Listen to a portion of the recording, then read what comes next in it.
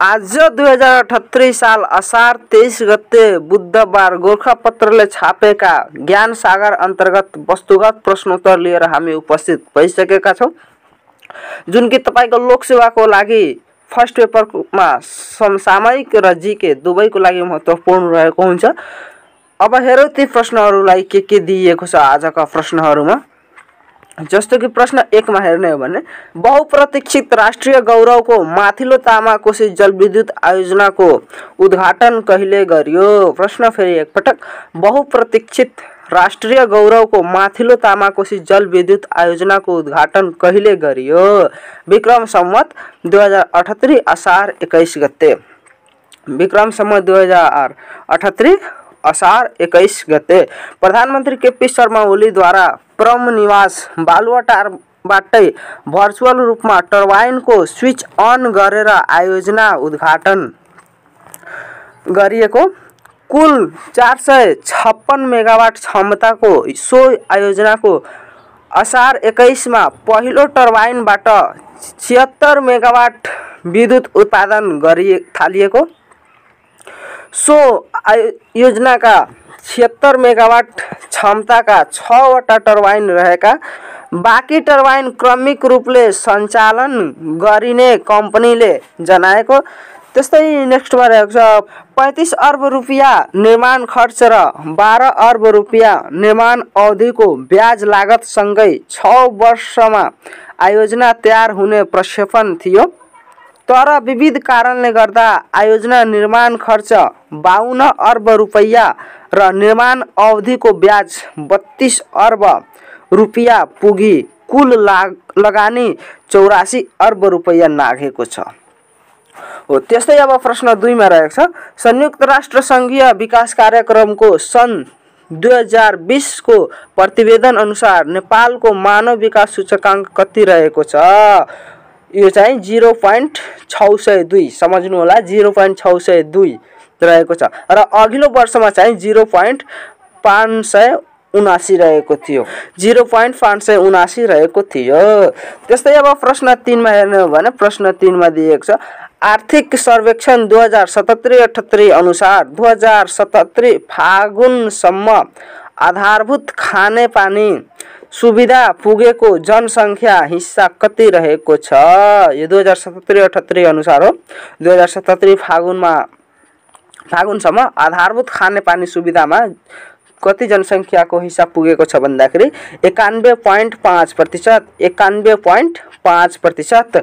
उच्च मध्य स्तरको खानेपानी सुविधा पुगेको जनसङ्ख्या 23.0 अर्थात् 23% रहेको, 23% रहेको। आर्थिक वर्ष 2077-78 को फागुनसम्म थप 1,55,808 जनसङ्ख्या आधारभूत खानेपानीको सुविधाबाट लाभान्वित भएका। बहुप्रतीक्षित मेलम्ची खानेपानी आयोजनाको सुरुङ निर्माण सम्पन्न भई काठमाडौँमा पानी वितरण गर्न थालिएको। त्यस्तै अब प्रश्न चाहिँ 4 मा रहेको छ आर्थिक वर्ष 2077-78 मा कुल मूल्य अभिवृद्धिमा कृषि क्षेत्रको योगदान कति रहेको छ? आर्थिक वर्ष 2077-78 मा कुल मूल्य अभिवृद्धिमा कृषि क्षेत्रको योगदान कति रहेको छ भन्दाखेरि 25.8%, 25.8%। गैर कृषि क्षेत्रको योगदान चाहिँ यो 74.2 रहेको छ, अर्थात् 25.8 बाट घटाइदिन्छौँ भने बाँकी रहन्छ हाम्रो 74.2 हो, त्यही बाँकी गैर कृषिबाट हो। प्रतिशत रहने अनुमान रहेको छ आर्थिक वर्ष 2076-77 मा यस्तो योगदान चाहिँ क्रमशः 26.2% र 73.8% रहेको थियो। यो कृषिबाट चाहिँ कृषि क्षेत्रबाट 26.2 रहेको थियो भने गैर कृषि क्षेत्रबाट चाहिँ 73.8 रहेको थियो। यो 2076-77 को आर्थिक वर्ष 2076-77 को। त्यस्तै प्रश्न 5 मा रहेको छ नेपालको इतिहासमा आदर्श शासकका रूपमा चिनिने राजा को हुन्? अंशु वर्मा। त्यस्तै यो 6 मा रहेको छ युरोपको सबैभन्दा ठुलो र लामो नदी कुन हो? युरोपको सबैभन्दा ठुलो र लामो नदी कुन हो भन्ने भोल्गा। त्यस्तै प्रश्न 7 मा रहेको छ विश्वको सबैभन्दा ठुलो जलविद्युत आयोजना कुन हो? विश्वको सबैभन्दा ठुलो जलविद्युत आयोजना कुन हो? थ्री गर्जेज यो चाहिँ चीनमा रहेको छ। थ्री गर्जेज चीनमा रहेको छ। चीनको याङ्जे नदीमा निर्मित यस जलविद्युत उत्पादन केन्द्रको विद्युत उत्पादन क्षमता 22,500 मेगावाट रहेको छ। विश्वको दोस्रो ठुलो जलविद्युत आयोजना ब्राजिल र प्रागवेको सिमानामा बग्ने पराना नदीमा निर्मित इटाइपी हाइड्रो इलेक्ट्रिक पावर प्लान्ट हो, जसको चाहिँ 14,000 मेगावाट क्षमता पनि रहेको छ। त्यस्तै अब प्रश्न 8 हेर्ने हो भने प्रश्न यो 8 मा दिएको छ कुनै भौतिक परिमाण मापनका लागि बनाइएको स्ट्यान्डर्ड क्वान्टिटीलाई के भनिन्छ? एकाइ भन्छौँ, युनिट। यो चाहिँ साइन्स विज्ञानबाट राखिएको प्रश्न हो। भौतिक परिमाणका एकाइलाई आधारभूत एकाइ र तत्जन्य एकाइ गरी दुई भागमा चाहिँ विभाजन पनि गरिएको हुन्छ। भौतिक परिमाणलाई आधारभूत र तत्जन्य। त्यस्तै प्रश्न 9 मा रहेको छ सूर्यले आकाश गंगाको तारापुञ्जीय केन्द्रको एक पटक परिक्रमा गर्न लाग्ने समयलाई के भनिन्छ? प्रश्न एक पटक फेरि पढौं। सूर्यले आकाश गंगाको तारापुञ्जीय केन्द्रको एक पटक परिक्रमा गर्न लाग्ने समयलाई के भनिन्छ? ब्रह्माण्ड वर्ष, कस्मिक इयर पनि भन्छ यसले, ब्रह्माण्ड वर्ष। त्यस्तै प्रश्न 10 मा रहेको छ सरकार प्रमुखका रूपमा संयुक्त राष्ट्र संघको महासभालाई सम्बोधन गर्ने नेपालका प्रथम प्रधानमन्त्री को हुन् भन्ने? प्रथम प्रधानमन्त्री बीपी कोइराला हुन्। बीपी कोइराला। त्यस्तै प्रश्न 11 मा रहेको छ फ्रान्सको राज्य क्रान्तिपछि शासन सत्ता कसले सम्हालेका थिए? फ्रान्सको राज्य क्रान्तिपछि शासन सत्ता कसले सम्हालेका थिए भन्दाखेरि नेपोलियन बोनापार्ट। त्यस्तै प्रश्न 12 मा रहेको छ मदन पुरस्कार प्राप्त गर्ने नेपालको प्रथम महिला साहित्यकार को हुन्? मदन पुरस्कार प्राप्त गर्ने नेपालको पहिलो महिला साहित्यकार को हुन् भन्दाखेरि पारिजात। त्यस्तै प्रश्न 13 मा रहेको छ पुनर्बल एउटा उद्दीपक हो जसको प्रस्तुतिकरणले प्रतिक्रियाको सम्भावनालाई बढाउँछ भन्ने भनाइ कसको हो? थर्नडाइक यो भनाइ कसको? थर्नडाइकको हो। त्यस्तै अब प्रश्न 14 मा रहेको छ मन्त्री परिषद बैठकले नेपालको संविधान जारी भएको दिन असोज 3 गतेलाई राष्ट्रिय दिवसका रूपमा मनाउने निर्णय कहिले गरेको हो? यो 2073 वैशाख 7 गते।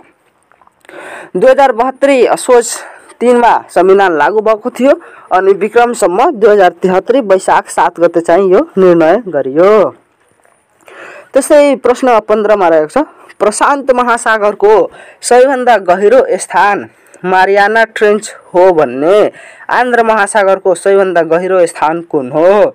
प्युर्टोरिको ट्रेन्च। त्यस्तै 16 मा रहेको छ कुन हावापानीलाई शीत मरुभूमि वा तथा तेस्रो ध्रुवीयको हावापानीको रूपमा चिनिन्छ? टुन्ड्रा हावापानीलाई जसलाई हिमाली हावापानी पनि हामी भन्छौँ। यो चाहिँ 5000 मिटर भन्दा माथिको उच्च हिमाली क्षेत्रमा चाहिँ पाइने हावापानी हो। त्यस्तै प्रश्न 17 मा रहेको छ कान्तिपुरका अन्तिम मल्ल राजा जयप्रकाश मल्ल हुन् भन्ने भक्तपुरका अन्तिम मल्ल राजा को हुन् भन्दाखेरि रञ्जित मल्ल। त्यस्तै प्रश्न 18 मा रहेको छ भारतपछि दक्षिण एसियामा सबैभन्दा बढी भाषा भएको देश कुन हो भन्दाखेरि नेपाल हो। त्यस्तै प्रश्न 19 मा रहेको छ हेनरी ड्युनाको संस्थाका संस्थापक हुन्? प्रश्न फेरि एकपटक, हेनरी ड्युना कुन संस्थाका संस्थापक हुन्? रेड क्रसको संस्थापक हुन् भन्दाखेरि हेनरी ड्युना। त्यस्तै प्रश्न 20 मा रहेको छ, नेपालमा वर्षेनी नयाँ वर्षको पहिलो सप्ताहलाई वन्यजन्तु सप्ताहको रूपमा कहिलेदेखि मनाउँदै आइएको छ? प्रश्न फेरि एकपटक, नेपालमा वर्षेनी नयाँ वर्षको पहिलो हप्तालाई वन्यजन्तु सप्ताहका रूपमा कहिलेदेखि मनाउँदै आइएको छ भन्दाखेरि विक्रम सम्वत 2053, विक्रम सम्वत 2053। विक्रम सम्वत 2073 वैशाख पहिलो सप्ताह वन्यजन्तुको भविष्य हाम्रो हातमा भन्ने नारा साथ 21औं वन्यजन्तु सप्ताह मनाइएको हो। यो चाहिँ विक्रम सम्वत 2073 वैशाख पहिलो सप्ताहमा चाहिँ वन्यजन्तुको भविष्य हाम्रो हातमा भन्ने नाराको साथ 21औं वन्यजन्तु सप्ताह चाहिँ मनाइएको छ। त्यस्तै प्रश्न 21 मा रहेको छ, एसियाको नोबेल पुरस्कार भनी चिनिने म्यागासेस पुरस्कार प्राप्त गर्ने पहिलो नेपाली को हुन्? प्रश्न फेरि एकपटक, एसियाको नोबेल पुरस्कार भनी चिनिने म्यागासेस पुरस्कार प्राप्त गर्ने पहिलो नेपाली को हुन् भन्दाखेरि महेशचन्द्र रेग्मी, महेशचन्द्र रेग्मी। 22 मा रहेको छ, नेवारी भाषा कुन भाषा परिवार अन्तर्गत पर्छ? प्रश्न फेरि एकपटक, नेवारी भाषा कुन भाषा परिवार अन्तर्गत पर्छ? भोट बर्मेली अन्तर्गत पर्छ। त्यस्तै प्रश्न 23 मा रहेको छ, जलवायु परिवर्तनको अनुकूलनमा नवीनतम समाधानका कार्यक्रमलाई प्रवर्धन गर्ने उद्देश्यले सन् 2016 अप्रिलमा घोषणा गरिएको पुरस्कार कुन हो भन्ने अनुकूलन व्यापकता प्रवर्धन पुरस्कार, अनुकूलन व्यापकता प्रवर्धन पुरस्कार। यो चाहिँ बेलायती अन्तर्राष्ट्रिय विकास नियोग DFID को आर्थिक सहयोग एवं IMC वर्ल्ड वाइड को व्यवस्थापकीय सहकार्यमा आइडियाज टु इम्प्याक्ट नामक संस्थाद्वारा सो पुरस्कार घोषणा गरिएको हो। यस पुरस्कार अन्तर्गत 2 छुट्टा-छुट्टै पुरस्कार रहेका छन्। पहिलो चरणको प्रोत्साहन पुरस्कारको राशि 1,50,000 पाउन्ड स्टर्लिङ र दोस्रो चरणको कार्यान्वयन पुरस्कारको राशि 3,25,000 पाउन्ड स्टर्लिङ रहेको छ। यो पुरस्कारमा छनौट हुन सङ्घ संस्थाले 2 चरणमा आफूलाई योग्य प्रमाणित गर्नुपर्नेछ। त्यस्तै प्रश्न 24 मा रहेको छ, स्मार्ट प्रविधिको प्रयोग बढाई ट्राफिक व्यवस्थापनलाई प्रभावकारी बनाउने उद्देश्य साथ ट्राफिक मोबाइल एपको शुभारम्भ कहिले गरियो? विक्रम सम्वत 2073 वैशाख 20, विक्रम सम्वत 2073 वैशाख 20 गते। एपमा ट्राफिक सम्बन्धी विविध जानकारी उपलब्ध गराइएको, यसको प्रयोग गरी तत् समयमा भइरहेको ट्राफिक गतिविधि सूचना दुर्घटना लगायतका बारेमा मोबाइलमै नोटिफिकेसनका रूपमा थाहा पाउन सकिन्छ। एपमा अस्पताल, प्रहरी, एम्बुलेन्स लगायतका आवश्यक फोन नम्बर समेत उपलब्ध रहेको, नेपाल भरका विभिन्न संस्थामा यात्रा गर्दा लाग्ने भाडाको विवरण पनि उपलब्ध हुने, एपमा ट्राफिक सङ्केत रहेको, एपमा प्रहरीलाई गोप्य सूचना पठाउन सकिने सुविधा पनि रहेको, ट्राफिकसँग सम्बन्धित जनचेतनामूलक भिडियोहरू, गीत तथा अन्य गतिविधिबारे डकुमेन्ट्री तथा तस्बिर पनि उपलब्ध रहेको। यो चाहिँ त्यो एपको चाहिँ विशेषता हो। त्यस्तै प्रश्न 25 मा रहेको छ, प्राचीन ओलम्पिक खेलकुदको सुरुवात कहाँबाट भएको हो? प्राचीन ओलम्पिक खेलकुदको सुरुवात कहाँबाट भएको हो भन्दाखेरि ग्रिसको ओलम्पियाबाट भएको हो।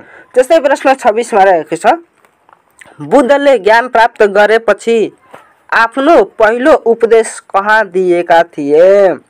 सारनाथमा दिएका थिए। त्यस्तै प्रश्न 27 मा रहेको छ, मनोविज्ञानका प्रवर्तक को हुन्? मनोविज्ञानका प्रवर्तक को हुन् भन्दाखेरि सिगमन्ड फ्रायड। त्यस्तै प्रश्न 28 मा रहेको छ, आर्थिक वर्ष 2077-78 अनुसार नाफामा रहेका सार्वजनिक संस्थाको संख्या कति रहेको छ? प्रश्न फेरि एकपटक, आर्थिक वर्ष 2077-78 अनुसार नाफामा रहेका सार्वजनिक संस्थानको संख्या कति रहेको छ? 24 वटा। 24 नाफामा र 28 नोक्सानीमा सञ्चालित छन् भन्ने दुई संस्थाको कारोबार चाहिँ शून्य रहेको छ। त्यस्तै प्रश्न 29 मा रहेको छ, सन् 2020 मा सबैभन्दा बढी पर्यटन आउने 5 मुलुक कुन कुन हुन्? 5 मुलुक हेर्ने हो भने यो क्रमशःमा रहेको छ। पहिला भारत, म्यानमार, थाइल्यान्ड, चीन अनि अमेरिका रहेको छ। भारतमा चाहिँ 17.5% पर्यटक आएका थिए भने म्यानमारमा चाहिँ 9.1%, त्यस्तै थाइल्यान्डमा 9%, चीनमा चाहिँ 8.4% अनि अमेरिकामा चाहिँ 7.7% रहेको छ। त्यस्तै प्रश्न 30 मा रहेको छ। प्रश्न 30 मा छ, साइप्रसमा पहिलो महिला सभामुख बन्ने राजनीतिज्ञ को हुन्? अनिटा डिमेट्रियो हुन्। त्यस्तै प्रश्न 31 मा रहेको छ, विश्वकै सबैभन्दा सानो राष्ट्र कुन हो? विश्वकै सबैभन्दा सानो राष्ट्र कुन हो भन्दाखेरि भ्याटिकन सिटी, जसको चाहिँ 0.4 वर्ग किलोमिटर क्षेत्रफल रहेको छ। 0.4 वर्ग किलोमिटर क्षेत्रफल रहेको छ। यो राष्ट्र इटलीको राजधानी रोम सहरभित्र अवस्थित छ। यो राष्ट्र चाहिँ इटलीको राजधानी रोम सहरभित्र चाहिँ अवस्थित छ। यो क्षेत्रफल र जनसङ्ख्या दुवै हिसाबले विश्वकै सानो राष्ट्रको रूपमा रहेको छ। जनसङ्ख्या र क्षेत्रफलको दुवैको हिसाबले। आजका प्रश्नहरू सकिएको छ। यसको प्रस्तुतकर्ता चाहिँ टङ्केसी थिए।